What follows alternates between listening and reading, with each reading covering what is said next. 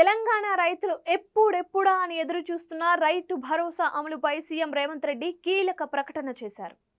అన్నదాతల ఖాతాల్లోకి రైతు భరోసా డబ్బులు వేసేది ఎప్పుడో రేవంత్ రెడ్డి స్పష్టం చేశారు.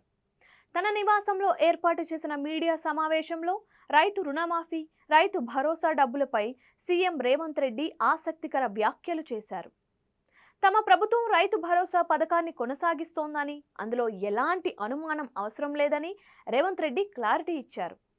రైతు భరోసా పథకంపై డిప్యూటీ సీఎం భట్టి విక్రమార్క నేతృత్వంలో కేబినెట్ సబ్ కమిటీ వేశామని, కమిటీ ఇచ్చిన నివేదికను శీతాకాల అసెంబ్లీ సమావేశాల్లో పెట్టి చర్చిస్తామని సీఎం వెల్లడించారు.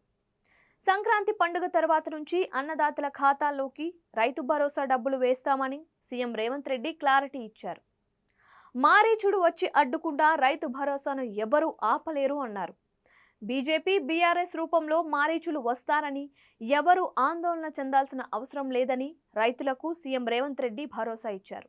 మరోవైపు మహబూబ్ నగర్లో జరిగిన రైతు పండుగ వేడుక విజయవంతమైందని తెలిపిన రేవంత్ రెడ్డి, అన్నదాతల మద్దతుతో కాంగ్రెస్ ప్రభుత్వం తెలంగాణలో మరో 9 ఏళ్లు కొనసాగుతోందని ఆశాభావం వ్యక్తం చేశారు.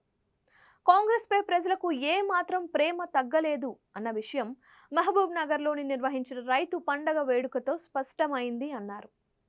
కాంగ్రెస్ అధికారం చేపట్టిన తొలి ఏడాదిలో గొప్ప గొప్ప నిర్ణయాలు తీసుకున్నామని, ఏడాది పాలనపై సంతృప్తిగా ఉన్నట్లు రేవంత్ రెడ్డి ప్రకటించారు. తెలంగాణ ప్రత్యేక రాష్ట్రంగా ఏర్పడే నాటికి 16,000 కోట్ల మిగులు బడ్జెట్తో ఉందని, కాంగ్రెస్ అధికారంలోకి వచ్చే నాటికి బీఆర్ఎస్ ప్రభుత్వం 7 లక్షల కోట్లు అప్పు చేసిందని రేవంత్ రెడ్డి పేర్కొన్నారు.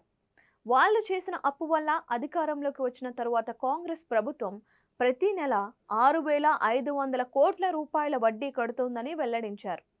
తాము అధికారంలోకి రాగానే రాష్ట్ర ఆర్థిక పరిస్థితిపై శ్వేతపత్రం విడుదల చేశాము అన్నారు.